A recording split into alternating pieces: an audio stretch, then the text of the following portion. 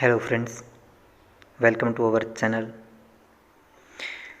आज हम शुरुआत करने वाले हैं साइकोलॉजी के कुछ शानदार क्वेश्चंस जो हमें विश्वास है आप सब लोगों को पसंद आने वाले हैं। तो चलिए वीडियो की शुरुआत करते हैं क्वेश्चन नंबर 1 से।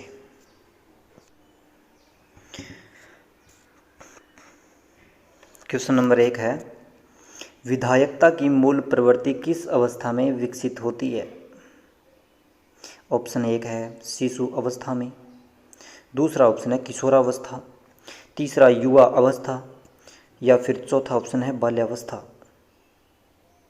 तो आपसे पूछा है विधायकता की मूल प्रवृत्ति कौन सी अवस्था में विकसित होती है। विधायकता किसको कहते हैं? सबसे पहले ये देखिए, विधायकता कहते हैं रचनात्मकता या फिर क्रिएटिविटी या सृजनात्मकता को ही विधायकता कहते हैं। और ये कौन सी अवस्था में विकसित होती है? तो इसका राइट आंसर है ऑप्शन नंबर डी, बाल्यावस्था में। ठीक है, नेक्स्ट क्वेश्चन है, निम्नलिखित में से किस अवस्था में बच्चे अपने समवयस्क समूह पीयर ग्रुप्स के सक्रिय सदस्य हो जाते हैं? कौन सी अवस्था में पीयर ग्रुप्स है वो समवयस्क समूह है एक्टिव मेंबर्स बन जाते हैं? ऑप्शन नंबर 1 है पूर्व बाल्यावस्था, या फिर ऑप्शन नंबर बी है बाल्यावस्था, ऑप्शन सी किशोरावस्था, या फिर ऑप्शन नंबर डी प्रौढ़ावस्था। तो जब आपसे पूछे पीयर ग्रुप्स समवयस्क समूह है, जब भी नाम आए, वयस्क जब भी नाम आए, समवयस्क समूह है, तो आपको राइट आंसर करना है ऑप्शन नंबर सी किशोरावस्था।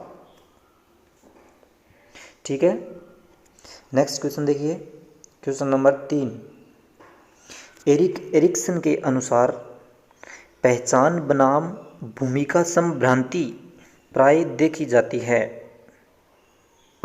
कौन सी अवस्था में देखी जाती है? ऑप्शन नंबर 1 है शैशवावस्था में, ऑप्शन बी बाल्यावस्था, ऑप्शन नंबर 3 है किशोरावस्था और ऑप्शन डी है वयस्का अवस्था में। तो एरिक्सन ने कौन सा मॉडल दिया? मनोसामाजिक मॉडल, जिसमें एरिक्सन ने कितनी अवस्थाओं का उल्लेख किया है?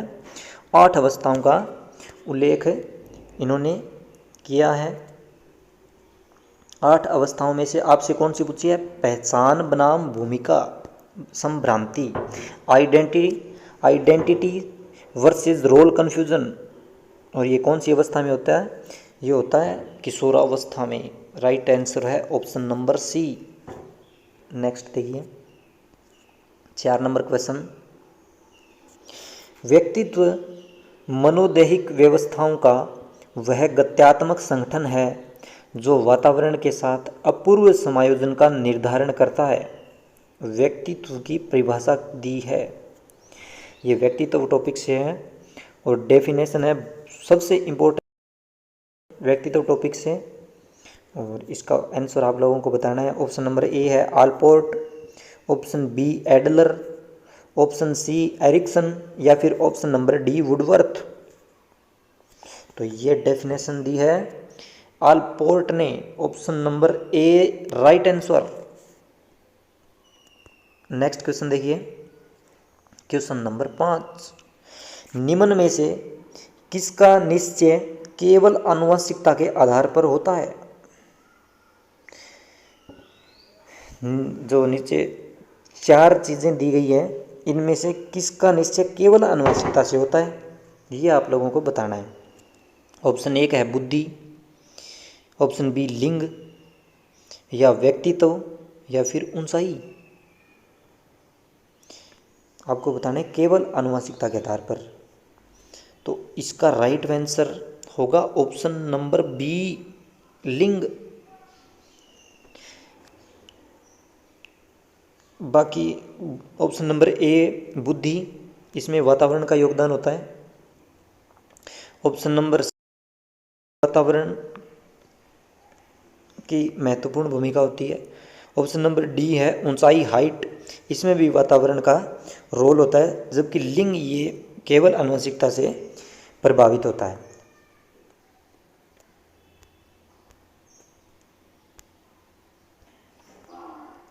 नेक्स्ट क्वेश्चन नंबर 6, पृथक कक्षाओं एवं संवर्धन कार्यक्रमों का प्रयोग खालिस्तान शिक्षा के लिए किया जाता है। 4 ऑप्शन हैं आपके लिए। पहला ऑप्शन है प्रतिभाशाली बालकों के लिए, दूसरा है निम्न शैक्षिक उपलब्धि बालकों के लिए, तीसरा प्रतिभाशाली एवं निम्न शैक्षिक उपलब्धि बालकों के लिए, या फिर चौथा है इनमें से कोई नहीं। तो आंसर दीजिए। जब भी नाम आए संवर्धन कार्यक्रम, जब भी संवर्धन कार्यक्रम का नाम आए तो राइट आंसर करना है प्रतिभाशाली बालक, ऑप्शन नंबर ए। संवर्धन कार्यक्रम प्रतिभाशाली बालकों के लिए आयोजित किए जाते हैं, तो right answer option A. Next देखिए क्वेश्चन नंबर 7। क्वेश्चन नंबर 7 है, अपनी कक्षा की व्यक्तिगत विभिन्नताओं इंडिविजुअल डिफरेंसेस से निपटने के लिए एक शिक्षक को क्या करना चाहिए? ऑप्शन नंबर ए, बच्चों को उनके अंकों के आधार पर अलग अलग उनको नामित करें। दूसरा है बच्चों से बातचीत करें और उनके दृष्टिकोण को महत्व दें। ऑप्शन नंबर सी, विद्यार्थियों के लिए कठोर नियमों को लागू करें। या ऑप्शन नंबर डी, शिक्षण और आंकलन के समान और मानक तरीके हों। तो बताइए आप, इसका राइट आंसर क्या होगा? व्यक्तिगत विभिन्नताओं से निपटने के लिए शिक्षक को चाहिए कि पहला ऑप्शन, बच्चों को उनके अंकों के आधार पर अलग अलग नामित करें। अंकों के आधार पर अलग अलग नामित बच्चों को नहीं करना, ये नकारात्मक बात है, ये तो ऑप्शन नंबर ए डिलीट हो गया। अब देखिए ऑप्शन से बातचीत करें और उनके दृष्टिकोण को महत्व दें। ठीक है, एक बार इसको आगे देखो। ऑप्शन नंबर सी, विद्यार्थियों के लिए कठोर नियमों को लागू करें। कठोर नियम विद्यार्थियों के लिए लागू नहीं करने हैं, तो ये भी गलत हो गया। ऑप्शन नंबर सी भी। ऑप्शन डी है, शिक्षण और आंकलन के समान और मानक तरीके हों। तो जब आप व्यक्तिगत विभिन्नताओं की बात कर रहे हैं तो सभी बच्चों के लिए समान तरीके कैसे हो सकते हैं? ये भी ऑप्शन गलत हो गया। तो आपका राइट आंसर है ऑप्शन बी, बच्चों से बातचीत करें और उनके दृष्टिकोण को महत्व दें। नेक्स्ट देखिए क्वेश्चन नंबर 8। पुनर्बलन का सिद्धांत संबंधित है। पुनर्बलन का सिद्धांत किससे संबंधित है? आपके लिए 4 ऑप्शन है। पहला है पावलोव, दूसरा स्किनर, तीसरा कोहलबर्ग या फिर थॉर्नडाइक। आपसे पूछा है पुनर्बलन का सिद्धांत किससे संबंधित है। अगर ऑप्शन में होता CL हल, क्लार्क हल, तो राइट आंसर हो जाता क्लार्क हल, जबकि ऑप्शन में क्लार्क हल नहीं है। तो अब आपको बताना है पुनर्बलन का सिद्धांत किससे संबंधित है। क्लार्क हल क्यों होता? क्योंकि क्लार्क हल का सिद्धांत पुनर्बलन या परबलन के सिद्धांत के नाम से प्रसिद्ध है। अगर ऑप्शन में CL हल नहीं है तो पुनर्बलन का सिद्धांत किस सिद्धांत को कहते हैं? हम स्किनर के सिद्धांत को पुनर्बलन का सिद्धांत कहते हैं। तो राइट आंसर ऑप्शन बी है, स्किनर। नेक्स्ट देखिए, शिक्षण की क्रिया में अध्यापक के द्वारा सबसे पहले क्या बनाया जाता है? टीचर को सबसे पहले क्या बनाना होता है? वार्षिक योजना बनाता है, या इकाई योजना बनाता है, या दैनिक पाठ योजना बनाता है, या फिर प्रतिमान? राइट आंसर बताइए।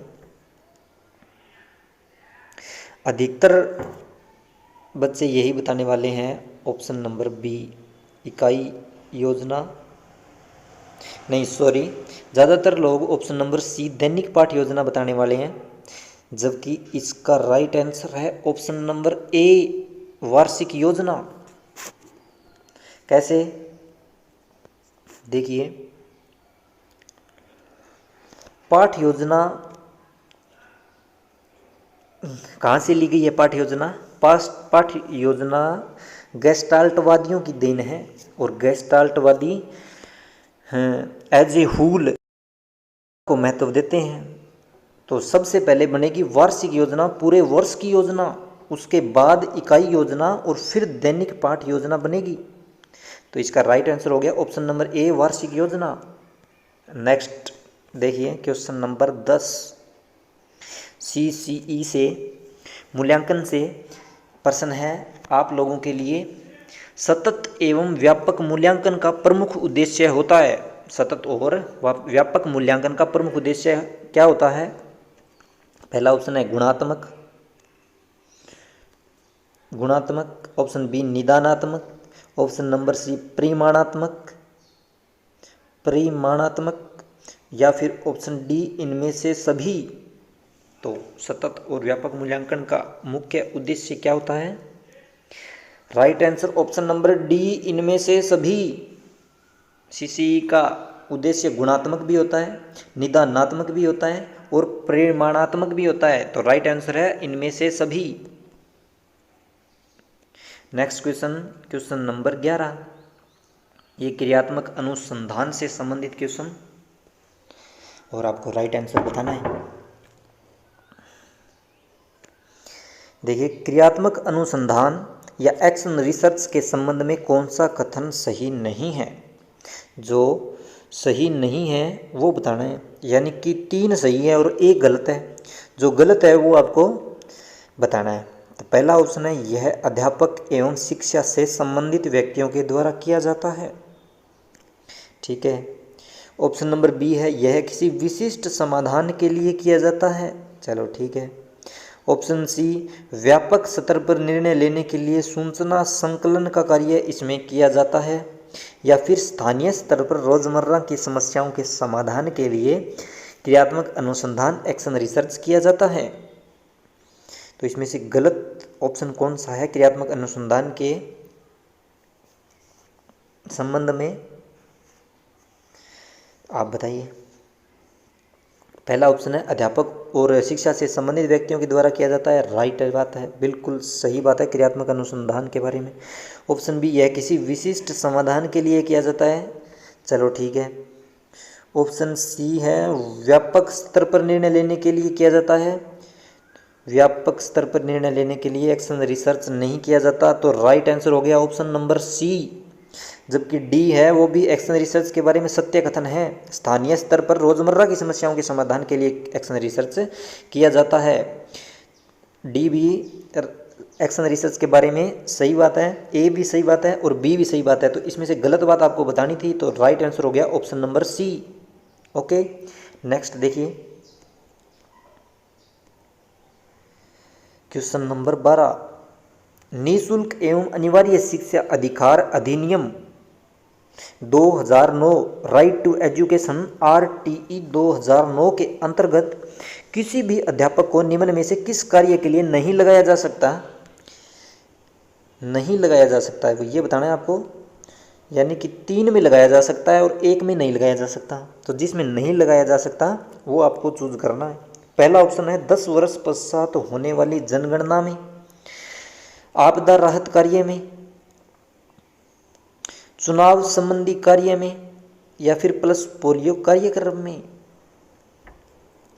तो इसका राइट आंसर है ऑप्शन डी, प्लस पोलियो कार्यक्रम में RT 2009 के तहत शिक्षक को नहीं लगाया जा सकता। बाकी तीनों जगह लगा सकते हैं और लगाते भी हैं। तो right answer option D. Next question देखिए, क्वेश्चन नंबर 13, ये भी RT से है। बालकों के मुफ्त एवं अनिवार्य शिक्षा अधिकार 2009 में निम्न में से किस पर ध्यान नहीं दिया गया? किस पर ध्यान नहीं दिया गया? इन शब्दों का ध्यान रखिए। नहीं दिया गया, ये ध्यान दिया गया या इसमें पूछा गया नहीं दिया गया, तो नहीं को आप ध्यान रखना है।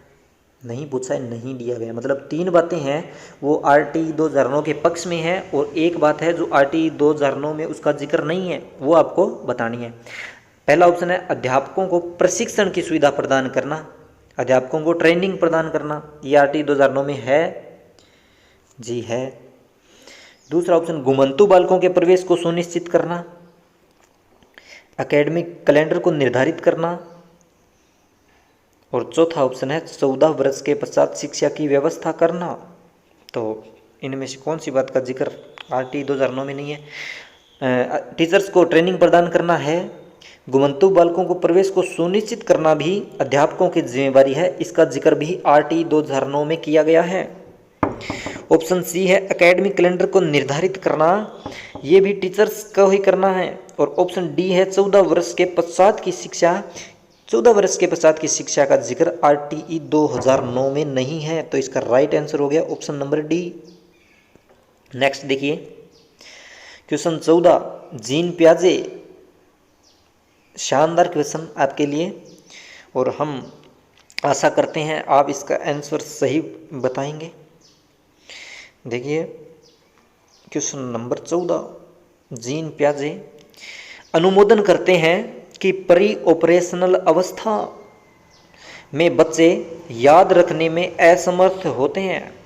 बच्चे याद रखने में असमर्थ हैं, बच्चों को याद नहीं रहता। इनमें से किसे इन्होंने इस असमर्थता के लिए जिम्मेदार माना है? पहला ऑप्शन परिकल्पित निगमनात्मक तार्किक अयोग्यता, हाइपोथेटिको डिडक्टिव थिंकिंग को जिम्मेदार माना है, या पलटावी चिंतन की अयोग्यता रिवर्सिबल थिंकिंग को इसके लिए जिम्मेदार माना है, या ऑप्शन नंबर सी अमूर्त तार्किकता की कमी को इसके लिए जिम्मेदार माना है, या फिर ऑप्शन डी व्यक्तिगत कल्पित कथा। तो आपको सही उत्तर बताना है। प्री ऑपरेशनल अवस्था या प्री कन्वेंशनल स्टेज 2 नंबर वाली प्राक संक्रियात्मक अवस्था में बच्चे याद नहीं रख सकते, याद रखने में समर्थ नहीं है। उसका मुख्य कारण क्या है? तो इसका राइट आंसर आपको बताना है ऑप्शन नंबर बी पलटावी चिंतन की अयोग्यता, पलटावी चिंतन की अयोग्यता रिवर्सिबल थिंकिंग इसका राइट आंसर है। रिवर्सिबल थिंकिंग होती क्या है? पलटावी चिंतन क्या होता है? जैसे x + y को हम ऐसे सोच सकते हैं कि y + x भी होता है, तो इस प्रकार अगर बालक सोच सकता है तो वो पलटावी चिंतन होता है। और इसका विकास तीसरी अवस्था में होता है। जीन पियाजे की तीसरी अवस्था कौन सी है? मूर्त संक्रियात्मक अवस्था या ठोस चलन अवस्था। तीसरी अवस्था में पलटावी चिंतन का विकास होता है, जबकि यहाँ पे पूछा गया है दूसरी अवस्था प्री ऑपरेशनल अवस्था में बच्चे याद नहीं रख सकते। तो उसका कारण क्या है? तो पलटावी चिंतन की अयोग्यता, option number B right answer है। नेक्स्ट देखिए दोस्तों, इस वीडियो का लास्ट क्वेश्चन, क्वेश्चन 15, जीन पियाजे से ये क्वेश्चन जीन पियाजे से लिया गया है और आपको इसका सही उत्तर बताना है। क्वेश्चन है, पियाजे के अनुसार कौन सा व्यक्ति के संज्ञानात्मक विकास को प्रभावित नहीं करेगा? यानी कि जीन पियाजे ने 3 ऐसे तत्व हैं बताए हैं जो संज्ञानात्मक विकास को प्रभावित करेंगे, और एक ऐसा है जो पियाजे के अनुसार संज्ञानात्मक विकास कोग्निटिव डेवलपमेंट को प्रभावित इफेक्टिव नहीं करेगा। ऑप्शन नंबर पहला भाषा, दूसरा क्रियाकलाप, तीसरा सामाजिक अनुभव और चौथा है परिपक्वता। तो इसका राइट आंसर आप लोगों को बताना है। क्वेश्चन नंबर 15 का राइट आंसर है ऑप्शन नंबर ए भाषा। जीन पियाजे भाषा को महत्वपूर्ण नहीं मानते।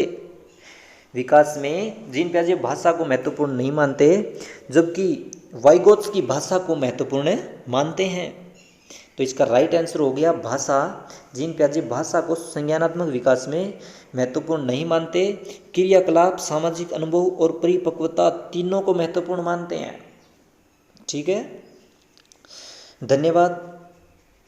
आप सब लोगों को बताना है कि वीडियो कैसा लगा, और आशा है आप सभी को पसंद आया ही होगा। आपके लिए शानदार क्वेश्चन इकट्ठे किए, सेलेक्ट किए, तो आप कमेंट करके ज़रूर बताना आपको वीडियो कैसा लगा। और अगर आपको वीडियो पसंद आया है तो हम आपके लिए और भी शानदार करेंगे, और भी अच्छे अच्छे वीडियो आपके लिए लेकर आएंगे, ये हम आपको विश्वास दिलाते हैं। तो धन्यवाद, थैंक यू। मिलते हैं नेक्स्ट वीडियो में।